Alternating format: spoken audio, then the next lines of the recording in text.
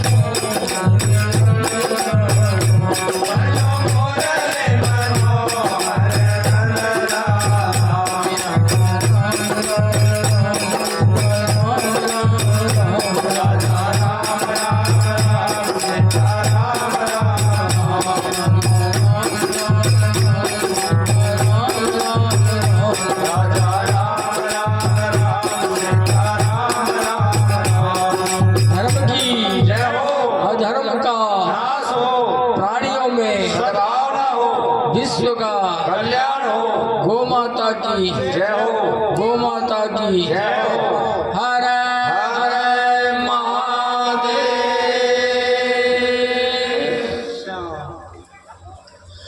आदरणीय स्वामी जी महाराज व अन्य संत वृंद, भगिनी व भाटीगण, मानव कल्याण के 3 पथ हैं। कर्तव्य पथ, विश्वास पथ और विचार पथ। तीनों में से किसी भी पथ पर आप चलते हैं तो तीनों ही पथों को आप एक पथ से प्राप्त कर सकते हैं। कब? जब आपके अंदर निष्काम भाव जागृत होगा। निस्वार्थी मनुष्य, निस्वार्थी कार्यकर्ता सुखी रहता है। भिखारी को कभी सुख नहीं मिलता। वो किसी के द्वार पर जाता है तो एक रोटी का टुकड़ा मिलता है, वो भी उपेक्षा और घृणा से मिलता है। इतना नहीं तो इतना तो है ही कि भिखारी एक तुच्छ वस्तु है। तो जो मिलता है इसमें भिखारी सुखी नहीं रहता है। किंतु हम सब भिखारी हैं, क्योंकि काम के बदले काम चाहते हैं।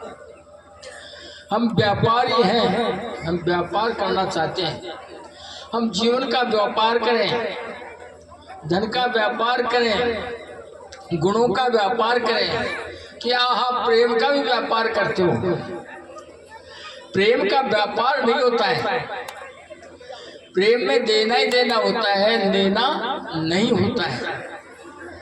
स्त्री पुरुष का प्रेम प्रेम नहीं है, माता पिता का प्रेम प्रेम नहीं है। प्रेम में देना ही देना होता है। प्रेम सच्चा कहाँ होता है? बच्चे में। किसी भी बच्चे को खेल रहा है, उसको मिठाई दो तो उसको कुछ लेने की अपेक्षा नहीं रहती है। नहीं तो चाय पिलाएंगे तभी कुछ अपेक्षा रखना पड़ेगा कि भाई हमको चाय इसके घर के तो पिलाया था, अब हमको ये पिलाए। ऐसी भावना जागृत होती है। इसलिए प्रेम में सौदा नहीं होता है। यदि व्यापार ही करना है, आदान प्रदान ही करना है, तो क्रय विक्रय का नियम सीखो। कभी अच्छे दिन भी आते हैं, कभी खराब दिन भी आते हैं, कभी भाव चढ़ जाते हैं तो कभी भाव गिर जाते हैं।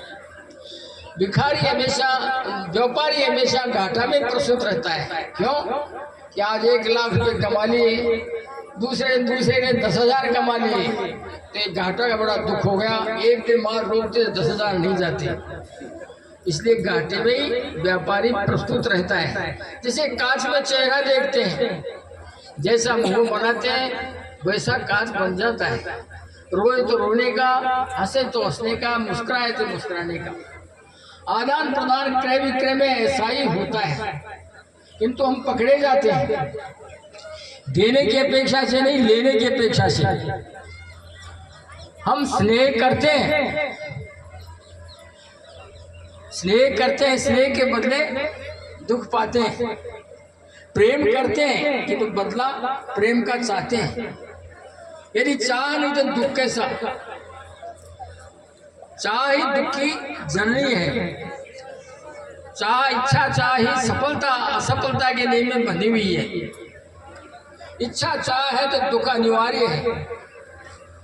99% महात्मा लोग कांचन को त्याग देते हैं, वासनाओं को त्याग देते हैं, किंतु उनके पीछे लोक इच्छा और यश के दास बने रहते हैं। बड़े बड़े महापुरुषों ने वासनाएं त्याग दी, किंतु उनके पीछे लोक इच्छा यश लगा हुआ है। कहने को तो सरल है कि कर्म के लिए कर्म करते हैं, किंतु व्यवहार में कर्म के लिए कर्म करना बहुत कठिन है। स्वामी विवेकानंद जी ने कहा है कि यदि कोई कर्म के लिए कर्म करे, मत्थे से चल करके 20 मिनट जाकर के महापुरुष का दर्शन करो, किंतु कोई न कोई इच्छा छिपी रहती है। यश की लालच नहीं है तो सत्ता की भूख है, सत्ता की लालच नहीं तो धन की इच्छा है, और अन्य इच्छा लगी हुई है। कोई न कोई इच्छा छिपी रहती है। निष्काम कर्म ही सर्वोत्तम रूप है कर्म का। सकाम कर्म ही दुख का जनक है। दुख का जनक है जिसके कर्म को अंतःकरण का स्वामी बन करके करोगे, वो काम निष्काम कर्म होगा और वही आनंद होगा। किंतु अनेक लोग कहते हैं कि निष्काम कर्म होता ही नहीं, बिना कामना के कोई आदमी काम कर ही नहीं सकता। ऐसे लोग कौन है? उन्मादी और कट्टर लोग हैं। कट्टरता के प्रभाव से उनको निष्काम कर्म दिखाई नहीं देता है। निष्काम कर्म कर्म का सर्वोत्तम रूप है। कोई कामना नहीं है, कोई कामना नहीं है, न यश की, न सत्ता की, न धन की, न अन्य की। कि ऐसी अवस्था में तो बुद्ध बन जाएगा, अर्थात सारे संसार को बदलने वाली महाशक्ति का आविर्भाव होगा। ऐसा निष्काम कर्मयोगी सर्वोच्च आदर्श का प्रतीक होगा। बुद्ध अकेले ही धर्म प्रवर्तक थे, किंतु ईश्वर के सिद्धांतों को, ढेरों सिद्धांतों को नहीं मानते थे, जानने के उत्सुक नहीं थे।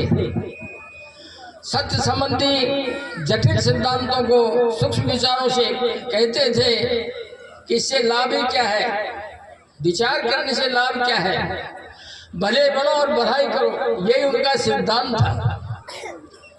भले बनो और भलाई करो, इसी से आपको निर्वाण की प्राप्ति भी होगी और इसी से महासत्य की भी प्राप्ति हो जाएगी। उन्होंने व्यक्तिगत कामनाओं से अलिप्त रह करके कार्य किया। उनसे अधिक कार्य कौन कर सकता है? मानव इतिहास में अब तक कोई नहीं कर सका।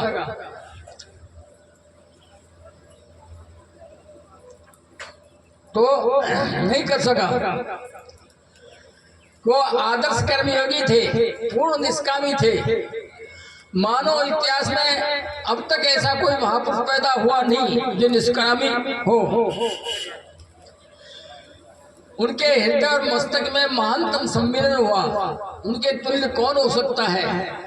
आप आत्मशक्ति की अब तक महान अभिव्यक्ति नहीं हुई। सूर्यदेव समुद्र का जल ग्रहण करता है, ग्रहण करके वर्षा रूप में लौटाता है। हमारी वही स्थिति है, कुछ आदान प्रदान करके ही, कुछ दे करके, कुछ ले करके ही देना चाहते हैं, किंतु लेना बंद करके जितना अधिक दोगे उतना अधिक पाओगे, जितना अधिक दोगे उतना अधिक पाओगे। जैसे कमरे से जितनी जल्दी शीघ्र वायु को निकाल दोगे तो फिर भर जाएगी, फिर हवा भर जाएगी, फिर निकाल दो, तो बार बार निकालो, बार बार जल्दी कमरा भर जाएगा हवा से। किंतु उसकी खिड़की बंद कर दो, छिद्र बंद कर दो, तो फिर अंदर की हवा अंदर रह जाएगी, बाहर की बाहर रह जाएगी, अंदर की हवा दूषित हो जाएगी, गंदी हो जाएगी, और गंदी होने के कारण वो विषाक्त हो जाएगी। नदी का स्रोत निरंतर समुद्र में गिर रहा है, समुद्र को भर रहा है। उस स्रोत को मत रोको, रोकोगे तो मृत्यु आपको पकड़ लेगी। इससे बच करके रहो। निष्काम कार्य करता ही सर्वाधिक सफल होता है, निष्काम कार्य करता ही सर्वाधिक सफल होता है। प्रकृति और मानव के लिए निष्काम भाव से कर्म किए जाने से आसक्ति के बंधन में नहीं फंसता है। स्वाधीन और प्रेम भाव से कर्म करता है, वो फल की परवाह नहीं करता है। गुलाम कोड़ा लगने पर ही कर्म करने को अभ्यस्त होता है। सेवक वेतन चाहता है, ऐसा ही संपूर्ण जीवन में होता है। अब सार्वजनिक वक्ताओं को लो।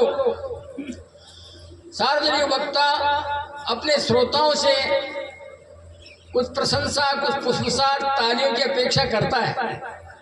यदि ये उसको नहीं दोगे तो उसका उत्साह ठंडा हो जाएगा और वो इस बात का भूखा है, किंतु ये कार्य दासवत है। ऐसी परिस्थिति के अंदर बदला की अपेक्षा रखना ही मानव का, बदला की अपेक्षा रखना ही मानव का एक स्वभाव बन गया, प्रकृति बन गई। प्रत्येक मानव के लिए, प्रत्येक सफल मनुष्य के लिए अटूट निष्ठा और तीव्र प्रामाणिकता का एक केंद्र होता है। वही उसके जीवन में सफलता का मूल स्रोत है। हो सकता है पूर्णतः निष्कामी नहीं हुआ है, किंतु उस और बढ़ रहा है। यदि पूर्ण निष्कामी हो जाता तो वो भी ईसा अथवा बुद्ध के समान, ईसा अथवा बुद्ध के समान सफलता के ऊंचे शिखर को पार कर गया होता। क्योंकि अस्तु सच्ची सफलता और सच्चे सुख का यही मूल मंत्र है। किसी प्रकार का प्रतिफल नहीं चाहता है। ऐसा पूर्ण निष्कामी मनुष्य सबसे अधिक सफल होता है। किंतु यहाँ एक बड़ा विरोधाभास लगता है, यहाँ एक बड़ा विरोधाभास लगता है। क्या हम नहीं जानते कि प्रत्येक स्वार्थी मनुष्य के जीवन में धोखा मिलता है, प्रत्येक निस्वार्थी मनुष्य के जीवन में धोखा मिलता है और हानि उठानी पड़ती है। ऊपर से देखने में सत्य है, ईसा निस्वार्थ थे, किंतु उनको फांसी के लटका दिया गया। ये सच है कि हम जानते हैं कि ये सच है कि उनकी निस्वार्थ है, उनकी महान विजय का एक कारण रहा, जिसके परिणाम स्वरूप लाखों लाख जीवनों के मस्तक पर सच्ची मुकुटता, सच्ची सफलता का मुकुट सुशोभित हुआ। इस शूद्र से मुक्ति पालो। शूद्र कौन है? अभिमान। जब तक आपके अंदर से अभिमान नहीं निकलेगा तब तक आपके अंदर कर्तृत्व भाव बना रहेगा, और यही तुम्हारी भूल है कि शूद्र से मुक्ति पालो। यदि ये अहम भाव कि मैंने ये किया, मैं ये कर रहा हूं, किंतु योग मार्ग के अवलंबन करते समय ये शेष नहीं रहता है। पाश्चात्य लोग इस बात को नहीं समझ पाते। पाश्चात्य कौन? अंग्रेज। वो कहते हैं कि हेम चेतना तन की नहीं रहे, हेम भाव बिल्कुल समाप्त हो जाए तो आदमी काम ही नहीं कर सकता है। किंतु स्वयं को बिल्कुल भुलाकर एकाग्र मन से काम करता है, उस समय जो काम होता है लो लाख गुना अच्छा होता है। यह अनुभव हमने से प्रत्येक ने अपने जीवन में प्राप्त किया होगा। भोजन पचाना आदि अनेक कार्य अनजाने में होते हैं और अनेक कार्य चेतनापूर्वक होते हैं। कुछ कार्य अपने शुद्ध रहम को भुला देते हैं, तो उस टाइम में मानो समाधि अवस्था में चल करके करते हैं। चित्रकार अपनी हेम चेतना को बिल्कुल खोकर और चित्रकार अपनी हेम चेतना को खोकर और चित्राकृति में पूर्णतः खो जाए तो कला का अद्वितीय नमूना निर्माण कर सकेगा। योग मार्ग के द्वारा जो महाप्रभु से एक हो जाता है, उसके द्वारा सारे कर्म एकाग्र मन से किए जाते हैं। उसको किसी प्रकार की अपेक्षा नहीं रहती है, उसको किसी प्रकार की व्यक्तिगत अपेक्षा नहीं रहती है। इस प्रकार के सारे कार्य संसार में जो होते हैं ये केवल भलाई के लिए होते हैं। ऐसी भलाई होनी चाहिए, वो किसी को हानि नहीं पहुंचाता, किसी को हानि नहीं मिलती। गीता का संदेश है ऐसी भावनाओं से कर्म करना ही चाहिए, तो मनुष्य का जीवन सफल है। कि हेम चेतना ही सुदृढ़ दीवार है। अभिमान की दीवार क्या? मैं हूँ, यही सुदृढ़ दीवार है। हेम चेतना सुदृढ़ दीवार है जिसने स्वयं को अपने अंदर बंद कर लिया है और हर एक वस्तु के साथ में अपना नाता जोड़ लिया है। सोचता है मैंने ये किया, मैंने वो किया, मैंने क्या नहीं किया, मैंने सब कुछ किया। इस सुद्रम से छुटकारा पालो। तुम्हारे अंदर घुसी हुई इस पैशाचिकता को मार डालो। यही कहो मैं नहीं तू ही, मैं नहीं तू ही, यही कहो, यही अनुभव करो। इसी प्रकार से जियो, इसी प्रकार से जियो। जब तक हेम निर्मित संकुच दुनिया का परित्याग नहीं कर देते, तब तक स्वर्ग का राज्य में प्रवेश नहीं हो सकता है। शक्ति के पुंज वे मानव है, शक्ति के पुंज वे मानव है जो जीवित रहते हैं और स्नेह करते हैं। वो व्यक्तिगत कामनाओं से, वो व्यक्तिगत कामनाओं से अलिप्त रहकर के कार्य करते हैं। वो कर्म क्षेत्र से पीछे रहकर के कार्य करते हैं और मैं मेरे की रट नहीं लगाते। मैं मेरे की रट नहीं लगाते, केवल अपने को निमित्त बनने में ही कृतार्थ मानते हैं। ऐसा पुरुष कौन है कि ईसा और बुद्ध ही प्रकट हुए। ऐसे पुरुष ईसा और बुद्ध मानव रूप में प्रकट हुए। वे मानव रूप के पुंजीभूत आदर्श के प्रतीक हुए। इसके अतिरिक्त कुछ नहीं है। परमात्मा से जो एकत्व को प्राप्त कर लेता है, जो परमात्मा को स्वयं को उच्चतम पुरुष, एक मिनट, परमात्मा को सर्वोत्तम ढंग से, स्वयं परमात्मा अपने को सर्वोत्तम ढंग से पीछे रखता है। उसके द्वारा सारे कार्य ठीक होते हैं। जो इसी प्रकार से जो सर्वोत्तम ढंग से अपने को पीछे रख करके कार्य करता है, तो उसके द्वारा सभी कार्य अच्छे होते हैं और अधिक कार्य होते हैं। अपने आप पर विजय कर लोगे तो विश्व तुम्हारा हो जाएगा। धर्म की अधर्म का प्राणियों में विश्व का गौ माता की, गौ माता की। हर